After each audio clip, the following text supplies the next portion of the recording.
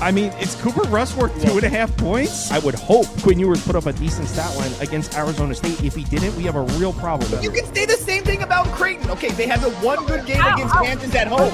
When Toast talks about the kicking market, it's like some earth is flat shit. Andy, true or false, this is going to be a dog walking. Dog walking. This is my dog walking of the day. I think it's going to be very ugly. Dog walking. I think this is going to be ugly. Hey, get the sauce. Good morning, everybody. Hope you're all having a nice morning. Hope you all had a nice Friday night. I lost a few dollars last night. What I needed was Did you figure it out, Toast? I think so, yeah. Well, you would hear me. I did, yes. Okay. So, what I needed last night was I needed either the Marlins or the A's. I would have had a winning night if I got either one of those, and both lost in heartbreaking fashion. Well, I mean, I guess not heartbreaking with the Marlins. The A's, oh my God. They hit a 3-run home run in the bottom of the ninth. They were down 4. The only reason they were down 4 is the top of the ninth. They botched a routine ground ball to the shortstop. So if it wasn't for that 3-run home run would have won it. I can't play the what-if game, though. So, yeah, I lost. I think I went 2-4 in my bets last night. Needed the A's or the Marlins. I lost again, just so everybody knows, so we're not hiding. I lost again. I don't think anyone's accusing you of that. The Knicks, man. Man, it's really tough to point your finger at anything. The Pacers are just really freaking good. I was a little disappointed that the Knicks had both Miles Turner and Thomas Bryant in foul trouble in the first quarter. Had both of those guys with 2 fouls in the first quarter. This is a Pacers defense that's struggled to protect the paint all season. How is your game plan not attacking the basket on every possession at that point? And, I mean, I'm having Josh Hart go to the rim. I'm having OG Anunoby go to the rim. I'm having Karl Anthony Towns go to the rim, and they really didn't. Now, it's easy to play the Monday morning quarterback. You know, I mean, I don't know more about basketball than Tom Thibodeau, nor do I claim to. I was just surprised by that because I thought we were in great position there in the first quarter when both those guys had 2 fouls. And then the Knicks didn't really attack the basket after that. But, yeah, I mean, the Pacers are just really freaking good. They're clicking on all cylinders right now. It's tough to beat a team they're going to get 6 assists for every 1 turnover. I mean, they're so crisp with the basketball. They're just playing the hottest basketball in the league right now. So, yeah, it sucks. But all right. Fuck that bounce. Come on. Fuck that bounce, bro. And honestly, over the backboard, fuck that bounce. Such bullshit. Such fucking bullshit. Yeah, well, I mean, it's easy to point to one play, but I mean, dude, they outplayed us. Yeah, but I went through this with you the other day when you asked me about basketball. Like, I used to be a hardcore NBA fan. I used to watch every single Knicks game. I rode with them through all those early 90 heartbreaks. I was even hanging around for the late 90s. Was it 2000 to make the finals versus Spurs? 2001? Like, I remember. I was there. I was there. I have the welts on my arsehole. I was there for the Charles Smith 5 putbacks that didn't go. The John Starks 3 for 22 in game fucking 7. Patrick Ewing missing the finger roll. All the heartbreaks was the Heat. All the heartbreaks was the fucking Pacers. Reggie Miller with the choke. Like, dude, it took me 20 years to recover, and it all came back in one day. I'm like pulling my hair, and I was like, I felt like I hadn't missed a beat of Knicks basketball for 2 fucking decades. 2 fucking decades, and I was puking. Oh, I'm so sick. I'm never watching again. I'm not out. I haven't lost hope yet, but I will say. Oh, it's over, bro. After that, it was over. We're winning game 3. That is so New York. You're so New York, John. That was like on the streets. I was on the streets yesterday. I could feel the vibes, and people were just like you, just hating the thing. But there was a few that was holding out hope. The Knicks are not dead, John. The Knicks aren't dead. 2-0, the series isn't over. But regardless, I mean, I said, how did it get there? Yes, 2-0 series are not over. 2-0. 2 at the crib. Heartbreaking fashion. Number 1 player getting ready to face you in WWF, holding the fucking choke symbol. It's on, we're getting memed already. It's so bad. But hold on, you can't look at it. I look at it from a bigger picture. I said when we drafted R.J. Barrett and Mitchell Robinson and Thibodeau, we brought on Thibodeau, and we kind of built this new era of Knicks basketball. It was 3 years ago, and I said our window is 2025 to 2028. We need to be in the conference finals by 2025. So if you look at it from that lens, like we're right on schedule. If you're going, it's a winning culture, it's a winning team. He runs these fucking guys into the ground, though. And every single team is gassed at the end against the Pacers. That's not specific. The Knicks are a little especially on that. He's a little heavy-handed with the minutes, but that's what gets you there. It works. And by the way, the team's completely healthy, so it's like But if you're going to go into the NBA season with, if we don't win the championship, I'm pissed, then you're going to just be a miserable basketball fan. How about being up 14 with, I don't know, like 2 minutes to go? No, I mean, obviously it's disappointing. But can we expect to win then, Kyle? Obviously it's disappointing, but I'm saying if the Knicks lose the series, I'm pumped with the season. I had a lot of fun. I don't really like the championship or bust culture. No, I think it's a miserable way to take in sports. Right. If the Knicks lose this series, which obviously they're in position to lose this series, I think it was a great year. I had a lot of fun watching this year. So you know what? Good for you, man. I was always that way with the Yankees. Like the Marlins series, even it was the Indians in '97. The Yankees have 27 championships. Just stop. The majority of them before most. You're complaining about one bad year in the mid '90s. But remember, we got walked off by the Diamondbacks this series. Oh, no. Walked off. Sandy Alomar, Mo got jacked by Sandy Alomar Jr. Those are heartbreaking. Those are legit heartbreaking losses, regardless of the surrounding stuff. I used to always rock my Yankee gear the next day, and that's everyone's like, "Oh, how could you root for those losers?" And you're like, dude, like it's ridiculous. I was kind of making your point for you. It's ridiculous. Try being a Padres fan, John. Place. New York is a ridiculous place.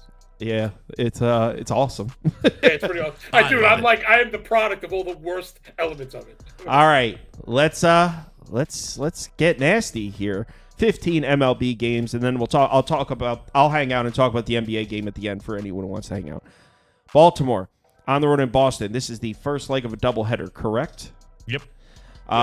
Anything here, John?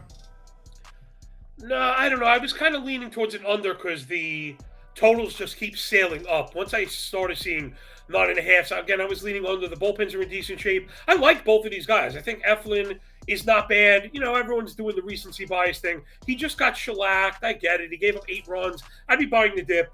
The cutter is good. The underpinning stuff's not bad. And Dobbins has actually been a pretty nice surprise for the Red Sox. No real sexy strikeout stuff. But listen, he's hammering the zone. Sub 4% walk, plus 35 chase. Always a good combination. The four-seamer is not great, but you got to like the slider curve combo. Both these offenses, I mean, listen, they're not bad, but they're in a bit of a downtrend versus righties. Just when I thought the Orioles were getting ready to wake up, it's been Gunnar Henderson, Jackson Holiday. Other than that, pretty much nothing. Devers is doing the one-man band thing for the Red Sox, but suddenly the back half of that lineup doesn't look that scary. So 9.5 felt a little heavy. That was all. I don't really understand the price here. Me neither. Why are we getting Boston at such a cheap price? I mean, Hunter Dobbins and Eflin, I don't even know if I'd give Baltimore the pitching advantage here. Absolutely.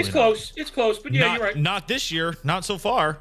Yeah. Hunter Dobbins has been pretty damn good. Yeah, Hunter Dobbins has been pretty good, but we can't react to just a small sample. I'd say starting pitching, I would say pretty close to even based on the information we have.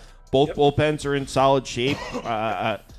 Boston at home, I don't understand why we're getting Boston at such a cheap price. Aren't you usually bearish on Boston at home? I felt like I was always getting that vibe from you. Kinda. It'll be Red Sox or pass. I'm not betting. Well, they're not really juiced too heavy. Yeah, no. It's a decent spot for the Red Sox also. Toast? Yeah, no interest. It'd be Red Sox or pass. There's no chance in hell I'd play on Baltimore. All right, let's move on to the next one. Royals, Twins. Zebby Matthews pitching against Michael Wacha. This was a good one for me yesterday. Twins team total under 4.5 came through. That first one. The Orioles team total under. What a heartbreaking way to lose that. I was actually on a live stream when that lost. The Red Sox went up like 19-2 and then threw out a rag arm to let the Orioles get a couple runs at the end to ruin my team total under. All right. Royals, Twins, Waka versus Zebby Matthews. John, you're on a first 5 under here, right? Yeah, give me the first 5 under 4.5. This one probably could have been 4. Dude, it was funny you mentioned the Orioles. The only runs they seem to score seem to be like in the 8th or 9th against trash arms right now. Right. Again, the nuance that you guys are really good with, kind of not just saying, "Oh, they've done this in 7 days." Yeah, but when you take the more you start to squint on the Orioles, the uglier it gets. Listen, Waka Flocka has been doing his thing. It's kind of frustrating for a guy like me because I'm the old leaning to more of like the sexy time. But, he fills up the zone. He's always ahead. He's keeping it down, suppressing hard contact. Waka's just doing Waka strike things. king. Yeah, and that changeup is fucking money. Mm-hmm. So, yeah, if you can get ahead and then bust guys down with the off-speed stuff, that's going to work. And Zebby Matthews... people, the lesson is just recently we probably had this happen a dozen times in the past couple weeks. Just fade guys on debuts and don't put too much stock into it. Whether they're getting promoted, like Strider got touched in that, come back. It just happens to everybody. I think Zebby Matthews is a really, really freaking good pitcher. This is a really good prospect, and I think he's going to correct course. Even if he's not great, I think he'll be good. Royals offense versus righties is. Dude, they went back in the fucking tank, right? They were awful that first 3 or 4 weeks. Then they gave us a glimpse. I was like, oh, maybe it's happening. Yeah, I would go with probably not so much on that one. So I'm not really digging the offenses. Even what's her face? Minnesota hasn't been great either. They're striking out a ton. They're chasing outside the zone. Then I hit the ball hard. So yeah, I don't think we're going to get a lot of runs. Give me under 4.5. Someone in the comments asked, "Why are the Twins favored with that kid nobody knows anything about?" That's why, man. The track I asked record. the same question, brother. This is why, because in the last 14 days, the Royals are 28th in WRC plus, and the Twins are 10th. We're talking about a lineup that's 28th on the road against a lineup that's 10th in the last 2 weeks. Not that the Twins lineup has been explosive, but the Royals just don't score runs. Oh man, they're frustrating. What do you think, Toast? I'm on the Royals, plus 118 here. Just don't understand the price. I agree with whoever said that in the comments. This price absolutely just makes no sense to me.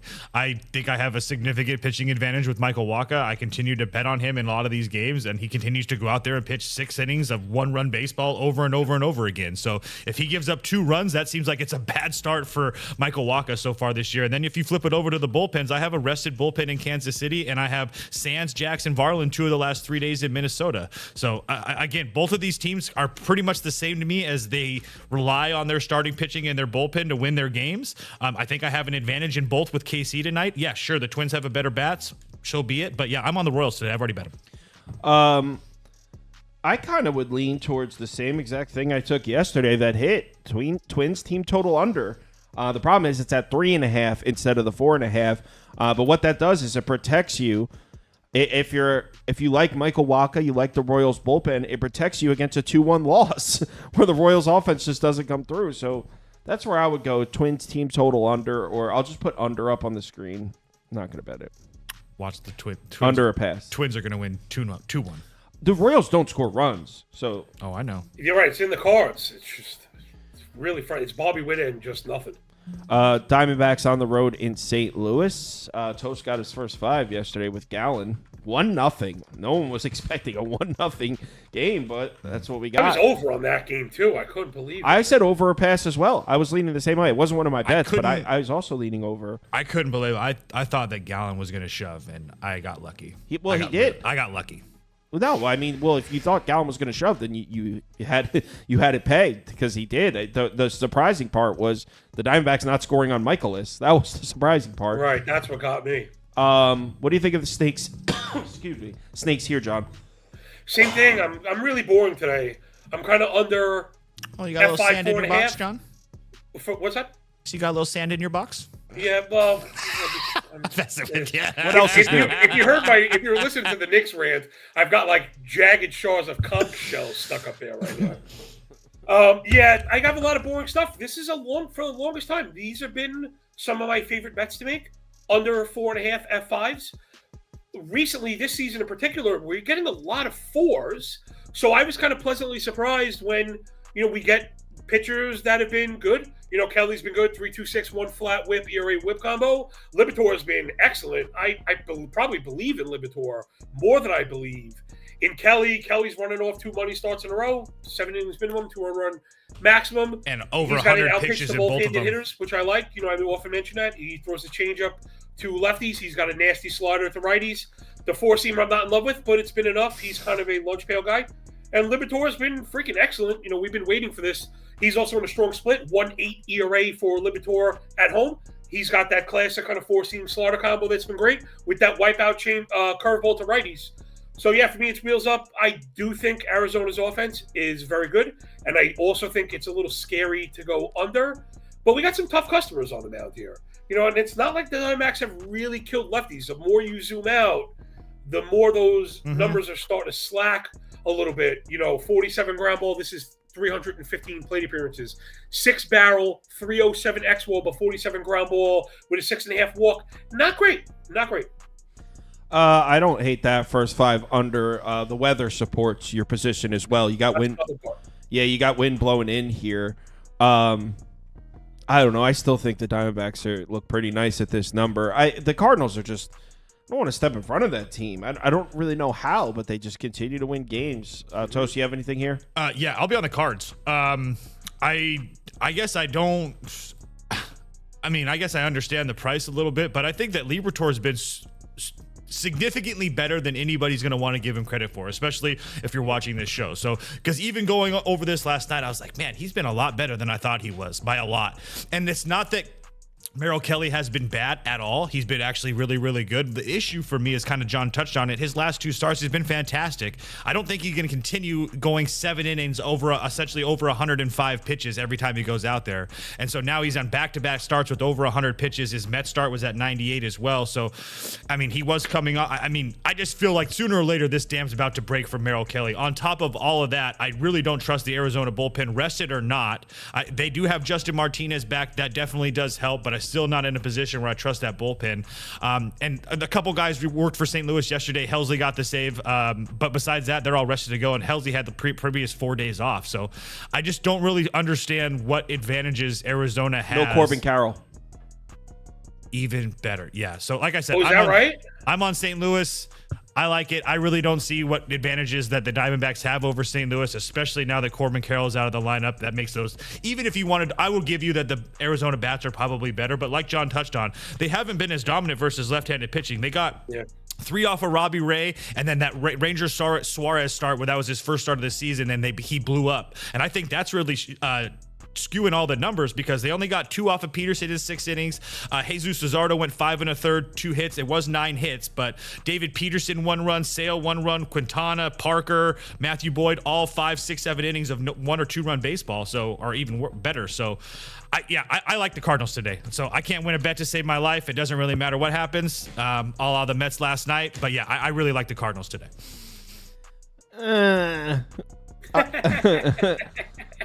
You can say that about any of my bets, John. It doesn't matter what I do. Dude, listen, I'm this world's sharpest fucking loser right now. I suck. It's not fun. I kind of would go Diamondbacks team total over. Wait, what is it? 3.5. Yeah, listen, this sounds like your premise for the Royals the other day, right? Just too good of an offense to be at that low of a number. Yeah, and also, okay, there's no Corbin Carroll. It's a lefty on the mound, so all of a sudden, Liberatore's going to be pitching to 8 righties today. Not that he's been bad against righties, but it's not that without Carroll, the lineup has kind of a different feel to it. Helsley threw 22 pitches last night. I'm not even going to put it up. Diamondbacks. Yeah, if you were getting a weather boost, then I could see if you would have landed on the other side of that coin, but everything just seems to lean towards scoring suppression today. Brewers, Pirates. The Pittsburgh Pirates are red hot, ladies and gentlemen. What is that, 3 or 4 in a row? Go fucking figure. Yeah, the Pirates are on a winning streak right now. First of all, they've won 1 game in a row. No, I thought it was 3. No. It's 3 of the last 4 then. Yes. 1 game in a row. It's 3 of the last 4. All right. 3 of the last 4. I was messing with Kyle. I was just messing with Kyle. Freddie Peralta is just cursed against the Pirates. He never beats them. The Pirates always beat It's so crazy. That is weird. So you got the Priest making a road start here.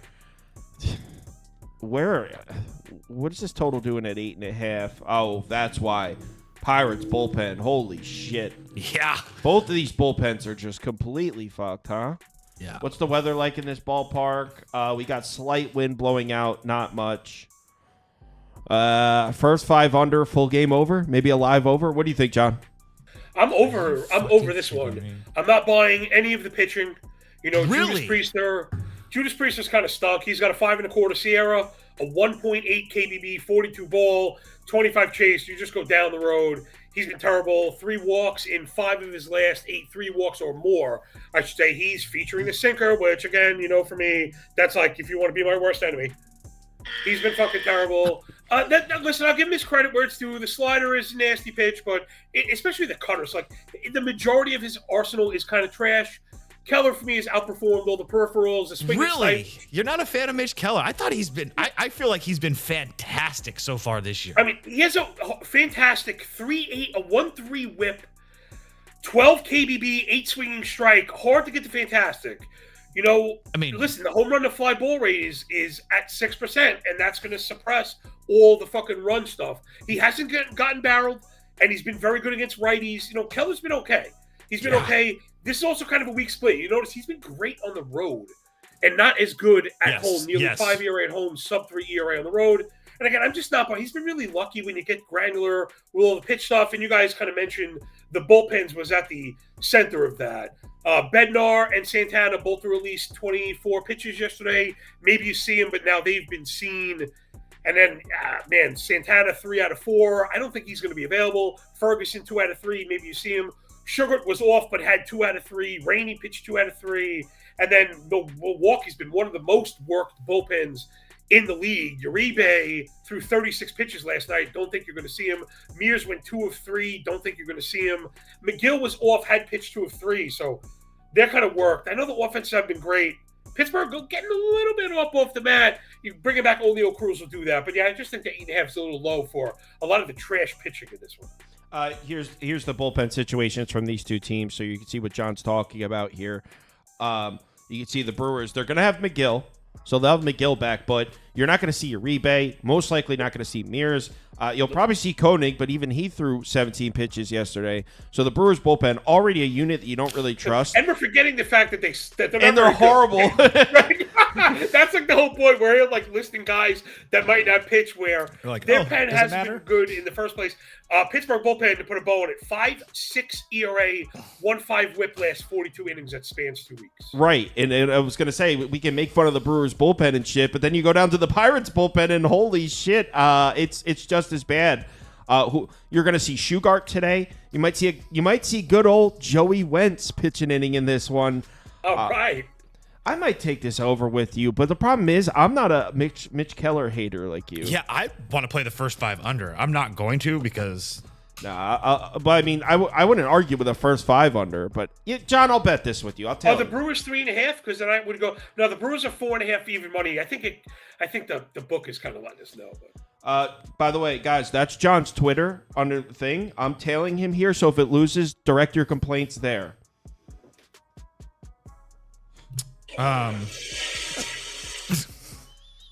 Yo, I almost looked behind. That's the sound of me betting. Yeah, you're good. And in case you're wondering, there's like a giant corn-studded fucking turd in there that's stuck sideways, and I just can't get the fucking thing to break. I'm betting this over 8.5. Go ahead, Toast. For me, it would only be first 5 under, or I mean, I wish I could get a Brewers first 5 team total under 2.5, hella juice, but it's 1.5 plus 114. It's an end up pass. I've been saying this for pretty much since he pitched against the Padres, that I think that Mitch Keller's pitching out of his mind right now, a lot better than people give him credit for. I've watched the St. Louis, the Mets, and the Red Sox. I already know off the top of my head who he's pitched against. He's been fantastic in going deep into games, and even if you take a look at a couple of those games, like 2 of the runs for against the Cardinals were just absolute bullshit, and if he had somewhat defense behind him, he wouldn't have given those up. My point is that I think that Mitch Keller is pitching very, very well. So it would only be something of an under, but again, with the bullpen situation and Mitch Keller in the first 5 at minus 130, no thank you. So I lean to the Pirates in the first 5. There's no chance in hell I would pay that price, though. Let's move on. Giants, Nats. This was one of my losses yesterday. Took the Nats. Mackenzie Gore was excellent. They just gave him 0 runs, legitimately 0 Yeah, run that support. sucked. I mean, I pushed, but yeah, it sucked. Yeah, I mean, once I knew the second half of the game was going to be a problem for the Nats. So once we got into the 7th and it was 0-0, I was like, I might have lost this bet. I needed to be up like 2 or 3 runs by that point, and I just wasn't. That being said, I kind of want to go back to the well here with the Nats, but the problem is the Diamondbacks, I mean, the Giants saved their bullpen arms, so they're still going to have the edge there late in the game, but the Giants don't score runs on the road. They have it all year. What do you think, John? I kind of want to take the Nats. I've just lost with them. Well, I actually had the Giants yesterday, so I'm going back to one myself with the Giants.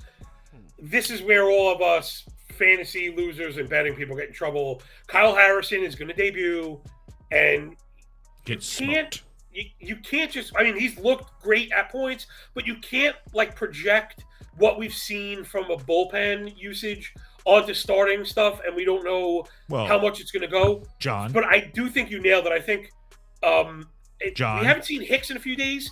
I think he's set to clean up. If Harrison only makes it 3, let's say. Hicks is going to clean up. It's going to be a Nats fucking team mess. total over 3.5. You just put the bow on top for me. Thanks, John. I'm not really feeling the Nationals offense right now. That's okay. The Nats have really kind of lost me. If the Cruz went down, they seem to have fucking lost it for me. But I do think Harrison will get you at least maybe 3 strong. I was kind of hoping for 4.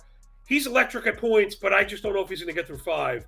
I think the Giants have the edge right. You really nailed it. A lot of this bet is just Washington can't get anybody out after the 6th inning. Yep. And I think Schwerv and Irvin is one of the premier negative regression candidates. So he's pitching to a 3.88 ERA. He has a 5.6 expected, single-digit KBB, 7 swinging strike, 90 zone contact, 13.5 barrel. He's been extremely lucky. That 4-seamer is absolute garbage. He doesn't have a single pitch in the arsenal that has a sub 420 X slug. I would have loved to lean into the Giants to score, but you mentioned to me, not only are they a rough offense, they don't do cock indoor balls on the road. So I'm going to just look for San Fran to outlast him again. Hopefully, if I need 6 innings from the bullpen, I get it, because I think Irvin sucks, and I think the Nats bullpen is total trash. Toast, what do you think? It would be Nats team total over 3.5 or pass for me. There's a sharp edge to that. It's just I don't understand. I don't really understand the price. I mean, to be honest with you guys, they're not scoring. That's why. That's the price. Okay. I know. I mean, they've hit this number in 4 of their last 5 games. They've had 10, 10, 5, 8, and 0. So I'm not really. I guess my definition of not scoring is a little bit different. But I just don't trust Kyle Harrison. I've seen him as a starter multiple times. He struggles a little bit with lefty bats. He's going to see a whole bunch in there. The Giants bullpen is rested and ready to go. That's cool. There's not one name out of that really worries me. So I'm actually going to bet this. Yeah, Nats team total over 3.5. Let's go. I'm going Nats. I don't care. Judge me, comments. Oh man, see, to me that's really crazy because even though we're on kind of opposite sides, right? Theoretically, that I like the Giants side and Toast is picking Washington to score, man, I wouldn't pick Washington to win. I think if they are going to win, I think they need 4 runs because essentially, you're betting the Giants under 3 with that bullpen and Irving. I wouldn't go Washington for the win. The Washington team total, dude, 1,000% makes sense. 1,000%. I will say, you want to talk about Jake Irvin as a candidate for regression? How about point to the entire Giants team as a candidate for regression? They suck. Wait, which way? Yeah, they suck. So are they going to get better? Are you saying they're going to get better? They're like towards the top of the NL. No, this is I know. That's 500 baseball team. Bullpens win games. You know what I'm saying? They really do. Yeah, and the Nats bullpen is going to win this one. Oh my God! I think the Giants have the best bullpen ERA, and I think the Nats might have the worst. The Nationals have a 6.25 ERA. It's 173 innings of work. That's just full season for a starting pitcher. Could you imagine rolling out a starting pitcher with a 6.27 ERA and a 1.64 WHIP? Oh my God! But they do have a couple arms. Kyle Finnegan's been good. John Cole Henry's been good. I know. I'm not again. And looking at the larger sample. If any of these guys have been good, I'm automatically thinking we're going to regress to the mean. Do you think that the San Francisco Giants is going to perform to a top 5, top 10 bullpen all year? I do like the bullpen arms. I thought you were going to say offense or standings, and there I would have said no. The bullpen I actually really like. I think Walker and Duvall, Rogers is a really good top 3 combo, man. Interesting. Even Rodriguez has been filthy this year, by the way. No, he's been very, very good for them. Let's move on to the next one. Oh, whoops. We're back. Yankees. Toast, we're assholes. Dude, For it those, just John, it just so shows you guys how fucking we're bad I am cowards. right now. We and don't not deserve listen to to win. me. Just freaking. Why don't were you change. talking Rockies No, win John, No, yesterday? so- John, I've had a spot for the Rockies at home for a couple years now. I've let everybody onto it. we've been betting it on this show for 3 years, John. You missed it against Suarez. No, right? no. So here's the spot, John. We Okay. bet the Rockies. Anytime we get the Rockies who played a series at home, then start another series at home, the first game of that home series when the other team has to travel. With no days off. With no days off. So like the Yankees had to this is travel from interesting. New So one York team- to Colorado. Go ahead, Kyle. So one team just entering the elevation against the Correct. Rockies who have been in it. And we've played that and made money on that exact edge for 3 years on this show. And we left plus 240 on the board yesterday because we were like, well, this year's Rockies team is different. Like, Yep, that's exactly how we started. we left the Yeah, week. just sat in the bar and watched them get no hit. We've been making Hey, money I'm betting asking that a for jerk. years, John. I was I'm so being a pissed jerk. off. I was saying Clark Schmidt had been relying on BABIP, and that's the worst place to rely on BABIP is in Coors. And who was it? Gordon was on the mound for them. But actually, when I peeled the layers back on him, he has some nice strikeout stuff, the secondary stuff that's give the Yankees issues. But it's so hard. You see that the Yankees had a 7.5 team total yesterday. It's very hard to kind of break that. It really is very hard. Well, do you think the Yanks bounce back here, John? No, I'm a fucking fat donkey. I'm going right back to my 8D analysis of Yankees win 15-0. No, all kidding aside, you can never pay this juice. It's absolutely insane. I was under the 10.5. I don't go under cores like as a rule, kind of. But lately, in these spots where you get advantageous weather, bad weather, the books seem to ignore weather more than they do in other parks, and I get cores is the BABIP heaven. But if anybody could shove the Rockies, it would be Max Fried. Yankees just lost. John. Max Fried's last trip to Coors Field, they sparked him August 10th last summer on my birthday. 5 runs. Oh my gosh, I don't know. I don't know if I'm ready to go that deep into the BVP weeds because this version of Fried. No, John, this it's version of not Fried's been BVP. awesome. It's not BVP. It's PVA, pitcher versus altitude. Right, fair, you know what? I'll stand corrected on that. Where the thing Does that I wanted to curveball point bite to- the same in Coors, John? Okay, he also pitched an 8-inning shutout in 2022. Okay, sweet. 2022. Obama was still president. Back when But was that Obama was my president. birthday? But was that on my birthday? No. No. I'm just saying it was Yo, on my birthday. you don't remember this game like I remember this game. He was Yeah. shoving. The one thing I actually took away from this, believe it or not, and again, Toast makes the ultimate point is, if you're going to talk about breaking pitches, how do they act in the altitude? And it's actually, Freeland has been a lot better than people give him credit for. Yeah. I actually wish, I don't know if the Yankees really have a need for it right now, but if were a competitive team, if I was a competitive team and needed a 5-starter, I'd be kicking the tire on Freeland. They introduced a new pitch. That sweeper is really, he's throwing a brand new pitch that has performed excellent. You know what the problem is? The fucking Rockies. They're the worst. They are the absolute worst. They don't do anything right. The Rock we mentioned. I think I might have been on the show. They're fucking like progressive fucking losers, man. Yo, Skip, you think I should be throwing this new pitch more? It's really good. Nah, man. You just hit the fucking pen, bro, and throw what you feel. Because he's got more pitches. He's got more bad pitches than good, but throws the bad stuff way more than he throws the good stuff. Like in a good organization, like if Kyle Freeland went to the Astros, he'd probably look like Yusei Kikuchi from last year. Like, what the fuck? This guy's pitching great. Yeah, because they're making him throw his good pitches more and bad pitches less or whatever. And 7 million words or less. I think 11 runs is inflated. So under a pass? Yeah, it was under 10.5 to jump. I will say, hear me out. Last few lefties that have pitched against the Yankees, guys. Let's check it out. Oh, I love these lists, by the way.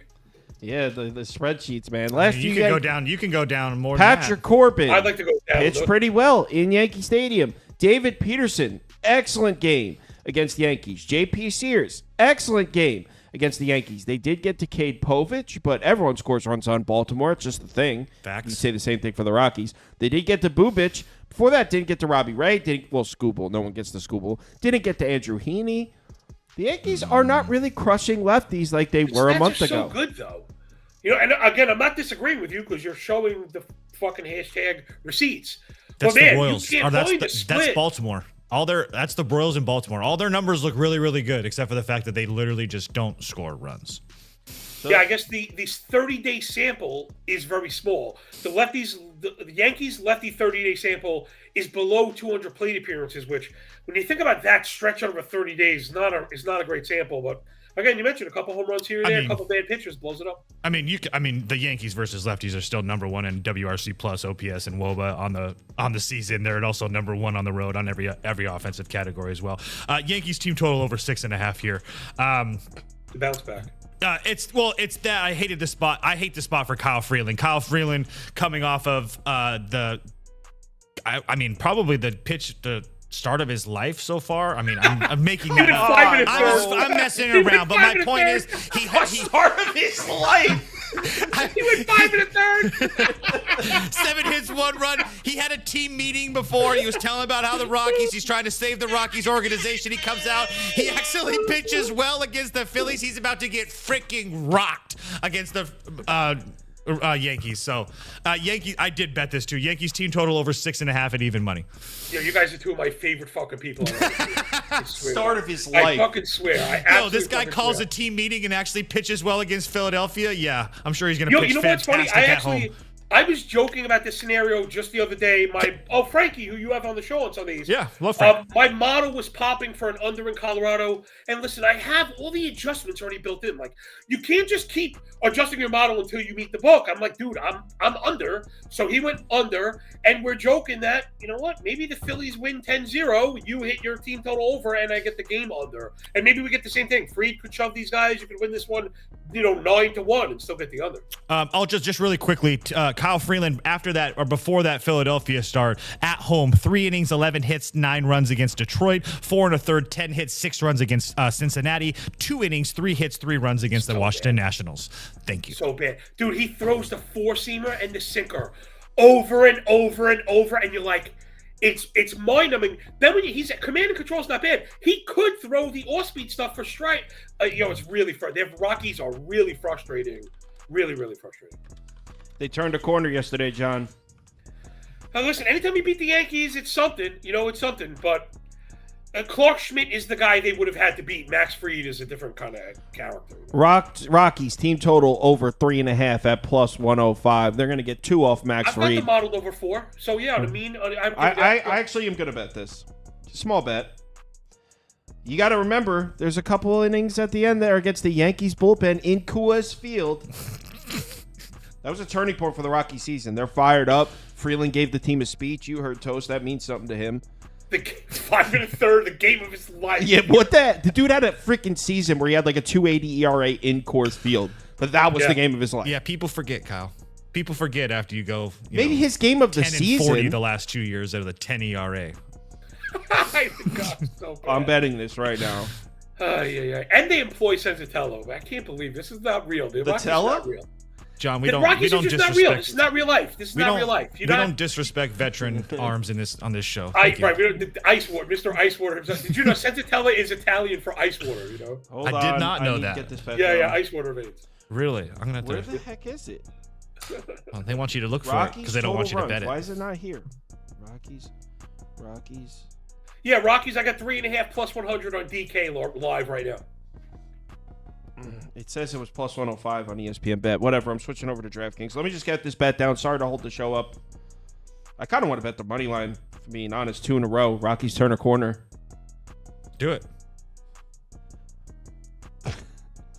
I have to look myself in the mirror, bro. And also, I'm up 18 units this year. I'm not just trying to give it away, having fun. That being said, that plus 260 looks kind of sweet. Plus 18 units is cool, but plus 20? I'll bet the team total. Rockies scored 3 runs off the Yankees bullpen late. Plus 100. I'm in. Let's go. 1 second.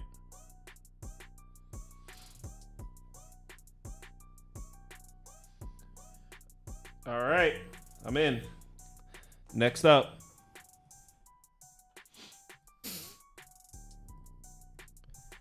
Next up, we got Padres, Braves, and last night in the voice chat, the voice chat went like 2.5 hours last night, and we were talking about this game. And at first glance, it's like, wow, the Padres bullpen is in really bad shape, but the Braves bullpen is also missing its main two arms. So both of these bullpens are compromised here. I appreciate the super chat there, Dustin. So I know that Michael King has the starting pitching advantage over Grant Holmes, but the way the Padres have been hitting, I think this game's even through 5 innings. I would only be Braves for me here. Toast, you're playing the Padres, though, you said, right? Yeah, I think I have to. I don't agree. I would actually argue that it's Grant, with the way that Grant Holmes has pitched this year. I would say it's kind of an even starting pitching matchup. Actually, I think you're trying to be kind of being nice there. For me, the Padres finally got the monkey off their back last night. That really helps. They also scored 6 runs on Thursday, which helps. Obviously, anything helps after you're scoring one run a game for a freaking week. But we are getting Michael King in a bounce back opportunity. He's looked really good in his last 2 road starts at Houston and at the Yankees. And it's more or less. We can go have fun with the Padres bullpen situation, all of us. I actually don't even think that Jason Adams is unavailable today. I think Suarez is unavailable, but I wouldn't be surprised if they pop Jat Adams out there a 3rd day in the row and then gave him a few days off. So if that is the case and I'm correct from what I'm reading and stuff, we're still going to have Adam, Estrada, Matsui, and we'll kind of go from there with Michael King in a bounce back. I think Michael King should be fine. I'm not in a spot where I'm going to continue to rag on the Braves bullpen, but what I will say is I need Iglesias and I definitely need Hernandez to feel comfortable in that situation. So Pierce Johnson, Dylan Lee, and Aaron Bummer have definitely not pitched the same as those two. I think that's a significant drop off from the upper echelon arms in Atlanta to the middle arms in that bullpen. So I'm going to play Padres small. I don't love it, but I am going to do it. I do think that there's just a little bit too many advantages. Besides the bats. The bats are the only thing that they don't have the advantage on right now. John, I was actually leaning the other way, and Toast is here today, so I would imagine we'll have this game on one of the big TVs. I was going to say, don't let me stop you from. Wait, are you going back into the city today, Toast? I don't think so, no. All right. I kind of want to bet the Braves. What do you bet think, the Padres, John? So. Well, yeah, you guys went opposite directions, and I'm going to probably take the middle road. This one, too, I like the first 5. No, John, you need to pick a side. No, you can't make me choose. I'm going to the baby. How about this? I'll tell you what. This is for my mom, who was always the funniest when we watch Wheel of Fortune. Like, she'd be rooting for everybody to win something. So I'm going to root for that I win my under 4.5, and you guys tie through 5. And then push, then you guys are on your fucking own. All right, cool. I'm good with you that. guys are on your own. If this game's tied through 5, I already won because the Padres bullpen is in a fucking free fall. Right now. To that point, I don't know how I forgot this. I've been getting comments in my live stream comments now about the Padres bullpen referring to Toast. I swear to God. Yeah. I absolutely swear to you. If somebody People calls like me to on it, type. I can produce it. We have the receipts. People it's like just to so type, funny. John. Like I'll be breaking down a Padres game and there's a comment will roll in, quote unquote, Padres best bullpen in the game. And I'm like, what the Wait, let's go to the drawing board on it. Let's go to the bullpen. It'll say Well, we already Padres know the best Padres bullpen, are the best bullpen quote, in baseball. Toast. So listen, King has been great. I don't think he gets enough credit for, the move from the bullpen to being really like a frontline starter that we've gotten the world from. I actually really like what I see. He's got the out pitch to both sides, right? He throws a changeup to lefties, a slider to righties. You like Every him? single pitch in the King arsenal has a 28% whiff. Braves offense has been getting better, right? They have been getting off the mat. We have to give them their credit where it's due. But they haven't been great, and I think good pitchers have shoved them around. Grant Holmes definitely doing his best pitching at home. 2.6 ERA at home. They're starting to tweak that arsenal a little bit. The same thing I was bitching and moaning about earlier in the season with this hyper usage of the four-seamer. Again, very weird to see from the Braves, making him throw his worst pitch, not just the most, but more than he was before. It was already his feature pitch. Now they're throttling that. You're getting more of the slider to both hands and the curveball to lefties, which has been really good. So This one, I mean, they could both cough up a couple runs. This is what I love about the 4.5. It's not like I need either guy to be brilliant, and if one of them is brilliant, even if the other guy coughs up 4, I'm feeling pretty good. I would not go under the full game because you guys really mentioned it. You did a great job as always with the bullpen stuff. These bullpens are all taxed. I think I'm with you, Toast. I made sure to make a special note of Adam. He did go 2 in a row, but he only threw 2 pitches. So it's not like something that you totally need to baby him from. Yep. I don't 3 days in a row. Maybe he gets 2 off again. So, but I'm worried because there's a lot of usage in that ball. I'd be a little worried if we're talking about the total in this one. I'd be a little worried about the number. I think 9 is suspiciously high. I agree. Is it 9? It opened 8.5. Yeah, it's what I'm saying. They're taking over money. It's 9. Let me just make sure. I'm pulling. Maybe up. that's bullpen stuff getting out of whack because. I mean, you could sell me on the 9. I even think the 4.5 minus 105 that you're getting. Oh, yeah, the 4.5 minus 105 for the under. That seems like really what? That's unusual. That's highly unusual. I think there's sharp action coming in on the over in this market. I'm not saying I agree with it. I don't really get it, but it's 9 across the board here. The weather, I love that 105, by the way. Sorry. The weather's okay. I mean, it's nothing special. I just wanted to touch on, like, really quickly, the Braves versus righty starters. Like, their numbers are somewhat decent in the last 14 days, but they've also faced Trevor Williams, Bradley Lord, Bayo, Giolito, Trevor Williams, Lord, Soroka, Lord, Jake Irvin, Carmen Blazinski. Like, they are seeing the shittiest of the shit right-handed pitching of the league so far this year. So I just wanted to make that point out. It's not me trying to be a Padres hater. The Padres offense is absolutely terrible as well, but I did want to point that out. It just sounds crazy. It's Michael King versus Grant Holmes.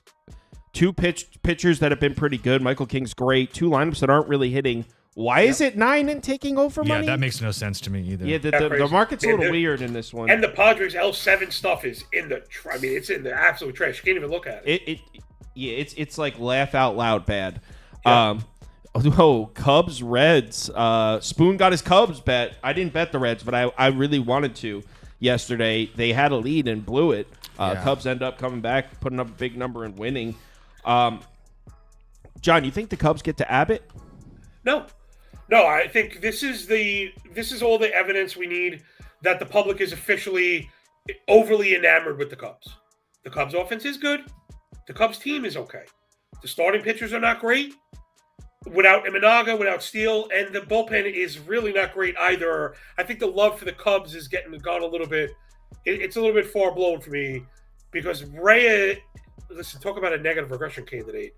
Rhea has produced, yes. People fall in love with the 2.38 ERA. His Sierra and his expected ERA are both north of 4. Single-digit swinging strike, 27 chase, 40 fly ball. Again, the single-digit. Whenever you see these luck numbers through the roof, I'm always looking for regression. 86% left on base, 289 BABIP, 8% homer to fly ball.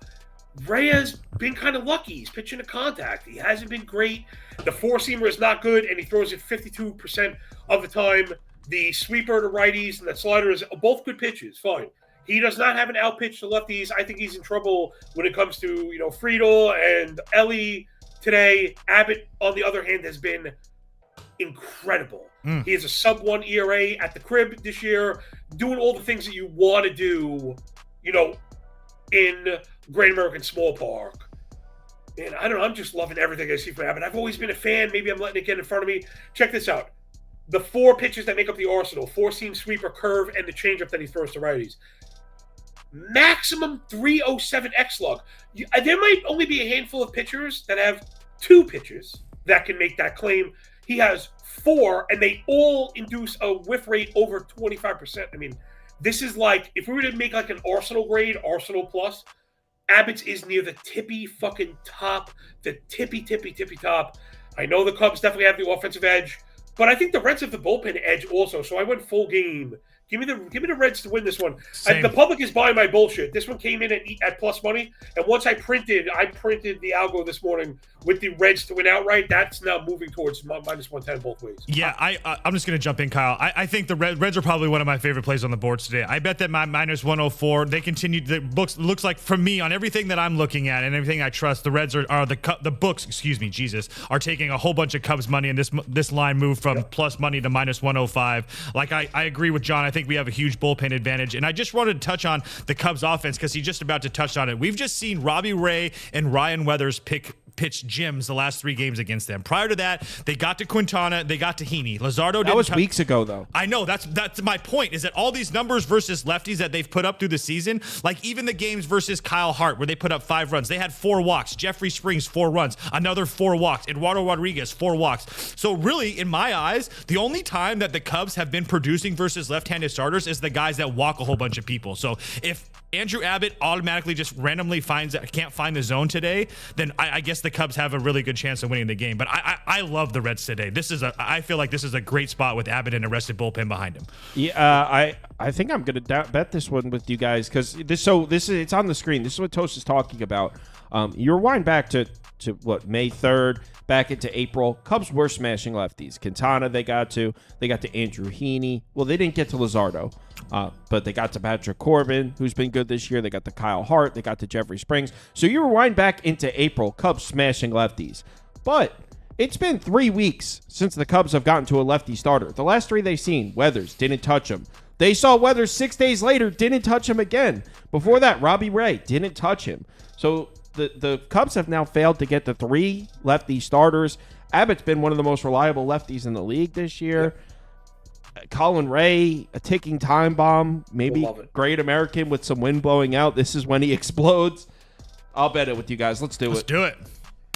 This is a Reds program. We've only bet the Reds together once other this year, Kyle. You know what I like, too, is I liked the Reds yesterday, didn't bet them, and they blew a lead and lost. Ooh, so now I'll bet them. You're getting all those good feelings back. Wow, you can't even get the minus 103 anymore. It's up to minus 105.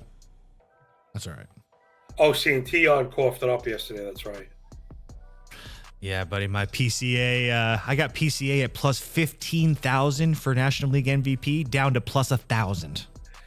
Well, yeah, I know. It's not really a fantasy show. And I do really great at fantasy. I have 1 million hits. That was one of my biggest whiffs. I mean, but talk about a huge leap. I mean, the approach was so bad last year. The strikeouts, the chasing, he wasn't really hitting the ball hard at all. Man, it's all come together for him. He looks like a superstar, man. All right. Next game. Appreciate the support in the comments, Ronald Jones. I need that. Toast says Reds. Damn it, I'm taking the Reds. Ronald Jones isn't having a good season with that strategy. That was a low blow. I don't appreciate that. Seattle on the road in Houston. I was looking at this one, and this is so coin flippy. On one hand, Brian Woo's been excellent, and he's pitching against a lineup full of righties. So, he's going to blank him. But on the other hand, I like this Astros lineup at home. So I don't know what to do there. On the other side, I like Framber, but it's against the Mariners during the day. But is that a dead trend? I feel like there's just so many moving pieces on both sides here. The Mariners should have all of their arms available, despite using Brash, Munoz, and Vargas. I think they're all going to be available. Probably no Vargas, but the Mariners should have Spear, Brash, and Munoz available to finish this game out. Meanwhile, the Astros are actually going to be missing King and possibly Abreu. He threw 27 last night. Mm-hmm. So it's a very weird spot. First I was thinking over, then I was thinking under. To me, both the total and the side feel like coin flips across the board. What do you think, John? Yeah, for me, the algo kind of did its thing also. When this dropped, Seattle dropped as an underdog. I don't want to call it like I had a firm print on a win, but any time that I print an underdog ahead through 5, the line is like 100 times out of 100 is going to move in that direction. So that's moved from plus 103 to I think it's minus 110 now. So the market's kind of moving where I am now. I don't know if I would bet it at minus 110, minus 112. I might lean to the under, but I had Seattle F5 when it was at plus money. Again, anytime I could get Woo at plus money, he could freaking blank anybody. He's one of my favorite pitchers in the game. Again, he has answers, right? He throws strikes. He doesn't walk anybody. He has out pitches to lefties. He has out pitches to righties. He just has multiple out pitches, and I love pitchers that have great four-seamers. He has a great four-seamer. Big-time extension, big-time velo. He can throw it up and out of the zone, and then he makes you chase that fucking slider. He makes guys look ridiculous. That sweeper is also a fucking excellent pitch. And it's not to knock Framber, who's been fantastic at home also, 2.7 ERA, 7 innings pitched in each of the last 3 games. I almost feel like there's a case for natural regression there. I don't love the Framber stuff. He's a really unique pitcher because he throws the sinker so fucking often, but he's good at getting ground balls in the lower third with it. Because you feel like if he wanted to, he could strike guys out. Got 3 different pitches with a 30% whiff rate. Again, not a lot of pitchers can make that claim. My worry is everything you say, Kyle. My worry is whenever I bet on the Mariners, I'm like rubbing my temples like, we got to get one. You can't win with 0. But that's the kind of feeling you get. So I don't think I'd pay juice. I'd be looking maybe at the F5U4 because both these pitchers are humming right now. And both of these offenses kind of making me go, ugh. Well, that's not what my worry is, what you just said. My worry is the Astros lineup at home is dynamite. They're one of the best home lineups in baseball this year. That'd be my worry for Brian Wu. Not so much like a Mariners voodoo. It's the Astros to score runs at home. I mean, look at the freaking chart here. This lineup is a machine at home. I know Wu's the man. I like Wu. I've won a couple bets betting on Wu this year. But look at these numbers. The Astros at home are freaking crazy. One of the best lineups in baseball at home. So I never really thought. I guess I never really looked at it from. Yeah, the Astros and the Giants are the 2 most significant home away splits offensively. Huge, especially the Astros. The Astros on the road are bottom 5 in baseball. At home, they're like the best lineup in baseball, and same goes for the Giants. Toast, what do you think? Seattle money line -104 for me. I love me some Framber. I think everybody knows that. He's been one of my favorite pitchers in this league for a long time. But the fact of the matter is he doesn't really pitch well against Seattle at home.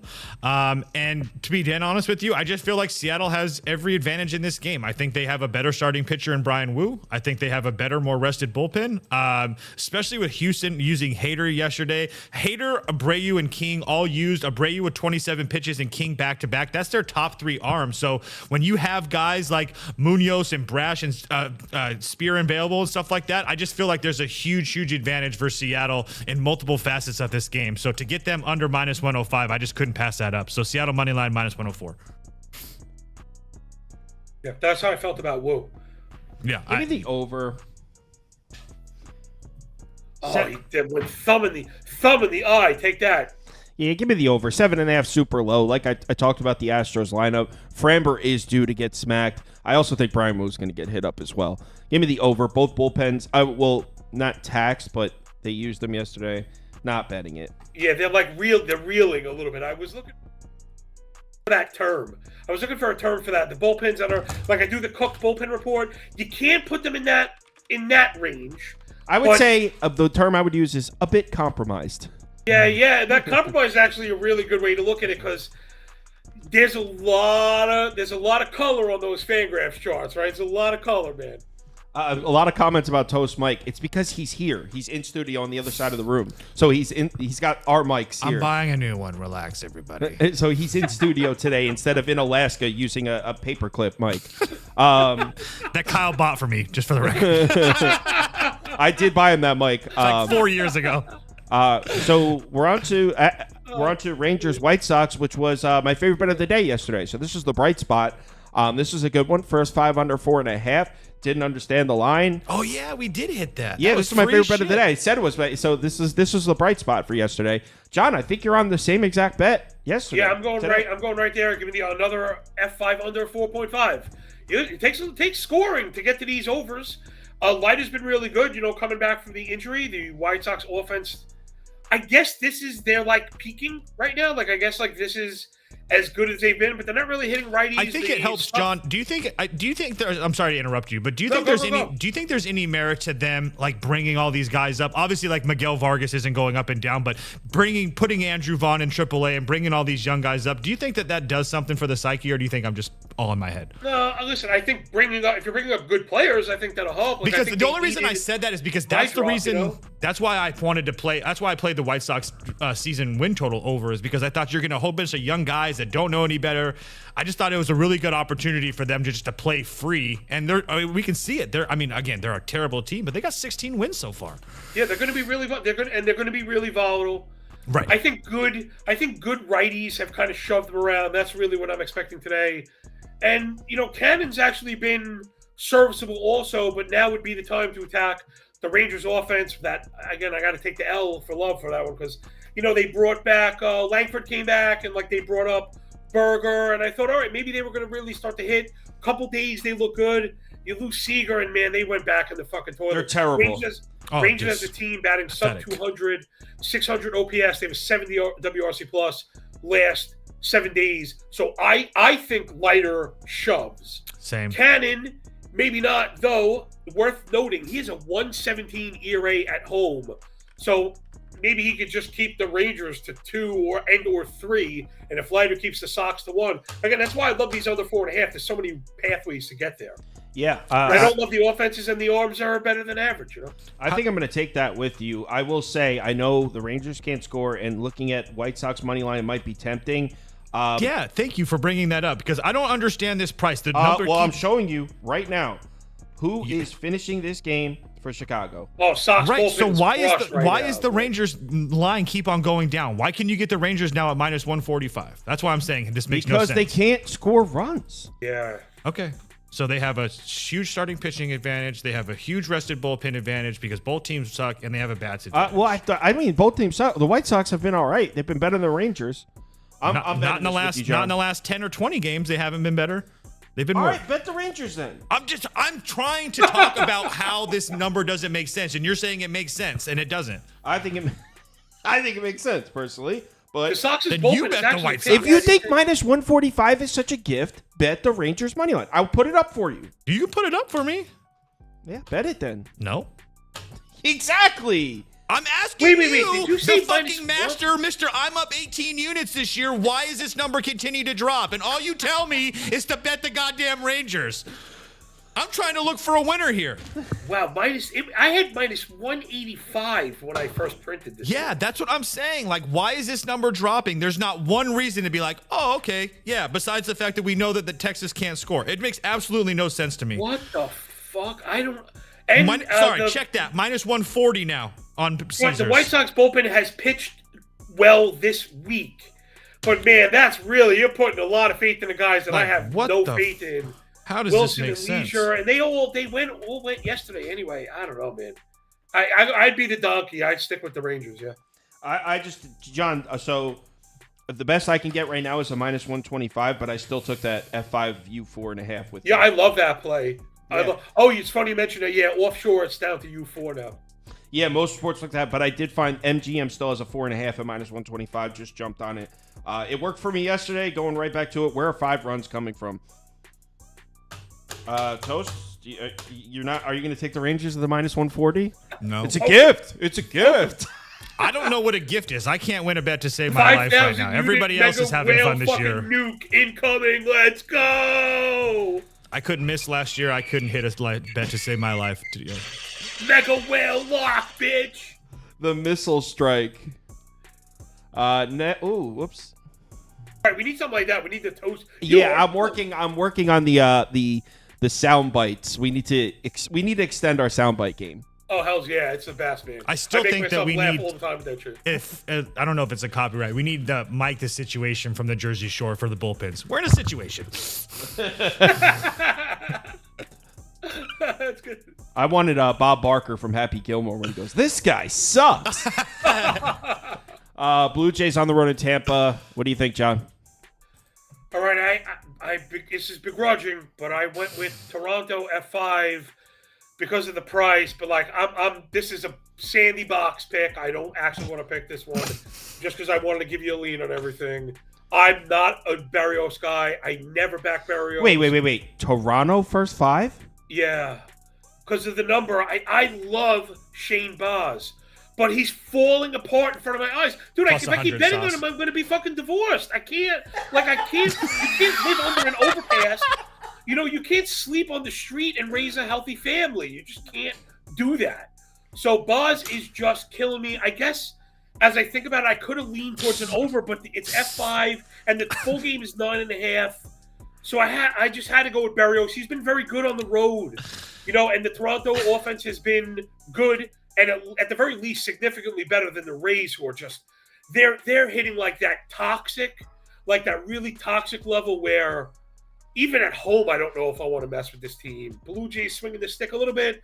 Barrios, like I said, good away from the crib, and Baz has been so bad that as of the fantasy geek in me starts to assume we're going to get like an injury report soon. We're going to get a elbow discomfort or a flexor strain. He's given up 21 earned runs in his last 19 2/3. Oh my gosh. I have a shitty. I think I know what I want to do here, but it's shitty. I'm not. I know what I want to do, and there's not a chance in hell I do it. What? Blue Jays money line. Oh no, I would. Oh, no. Then fucking put your butt up. I was going to say. Antagonizing. I was going to say. I know no one wants to do it in this ballpark. You can get a 9.5 under. No. Oh, to go under in Tampa. Absolutely oh, not. sucks, Absolutely man. not. That's Okay, so ridiculous. both these starting pitchers, both these lineups have just seen these starting pitchers and both hit them. So they make adjustments. They come back. Both starting pitchers pitch well. We got wind blowing in. Toronto's got their full bullpen at their disposal. The Rays bullpen's a little on the tax side, but it doesn't matter. The Blue Jays will choke it away. I think 9.5 is too high. With wind blowing in, I think both starters pitch well. I think you go first 5 under or full game under here. I think that you're forgetting the fact that it's 90 degrees, so that 7 miles an hour wind. So the wind doesn't matter? That 7 mile an hour wind doesn't mean It's dick not 7, when and it's 2 90 lines on miles an ballpark, hour. pal. It's 2 lines. And then click that and see what it says. How do you click it? Click Steinbrenner Field. It actually says the miles an hour on here? Yeah. I was actually It says 9 mile. 17 coming in from right field, dude. Oh yeah, that under's a lock. I don't have a bet in this game. It would only be Toronto for me, but it looks like they're a public dog. Baz has just been so bad, and not that Toronto's like anything great either, but I mean, Fairbanks has went 3 of the last 4 days. Rodriguez went yesterday. Ukeda's went 3 of the last 4 days. Montgomery went 17 pitches yesterday. I don't know what Tampa's going to do at the end of this game, and not to mention the fact that Toronto's bullpen, I mean, all the main guys were rested yesterday, but I mean, I don't know how far you trust them. That's the only reason I was giving shit a sauce about the under, is because both of these bullpens are in a compromised situation, in my opinion. So, and the ballpark it's rough to go under in that ballpark because we've seen a couple pop-ups carry out. So it would only be Toronto for me. Like I said, it looks like they're a little bit of a public dog. I don't really want to ruin my day anymore by betting Toronto and losing. So First 5 under 5. Got it. Oh, now you're switching it. Got it. Yeah. First 5 under 5. Minus 130 on MGM. Thank God this loser put you onto the bullpens. They have to score 6 runs for me to lose that bet. No, I 100% agree with the first 5. I don't like the full game because of the bullpen situation. All right, first 5 under 5. I just bet it. I'm not typing it up. Next.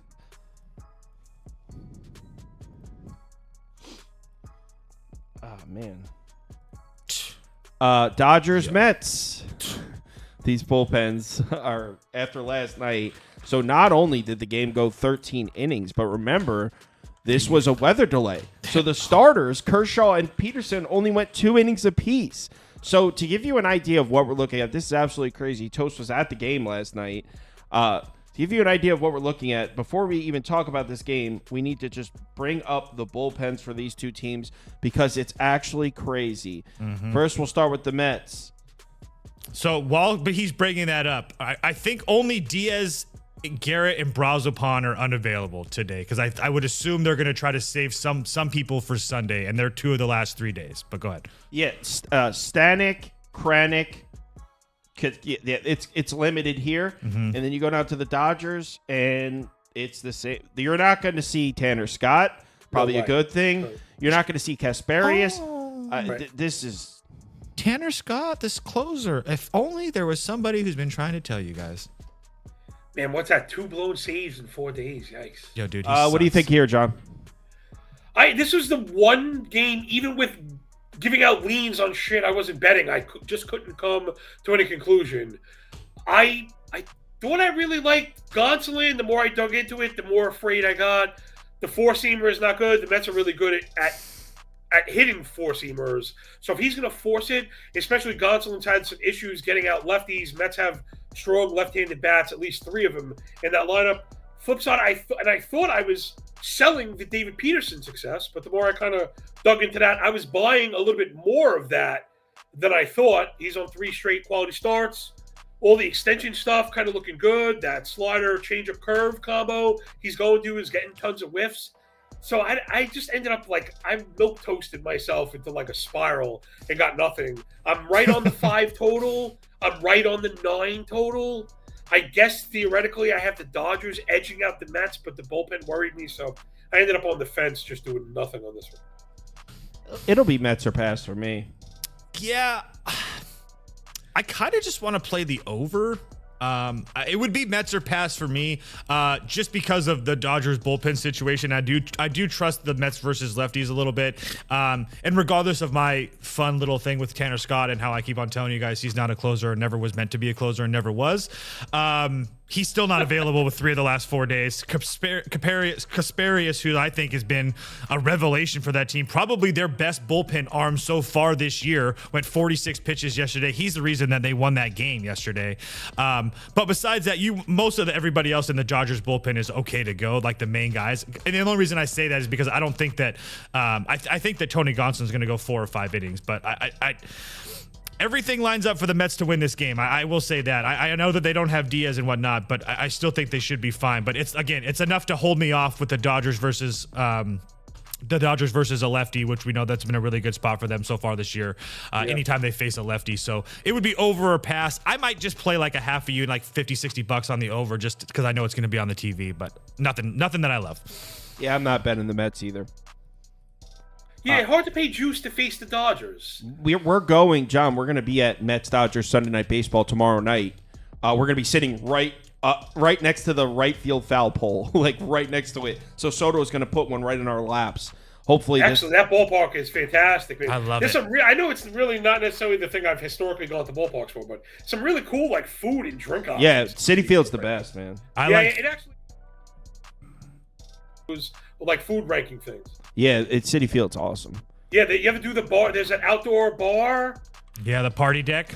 Yeah, that's what it is. Oh, a lot of fun, man. We hung out up there. I stopped whatever. The length of the games, the traveling is such a bitch.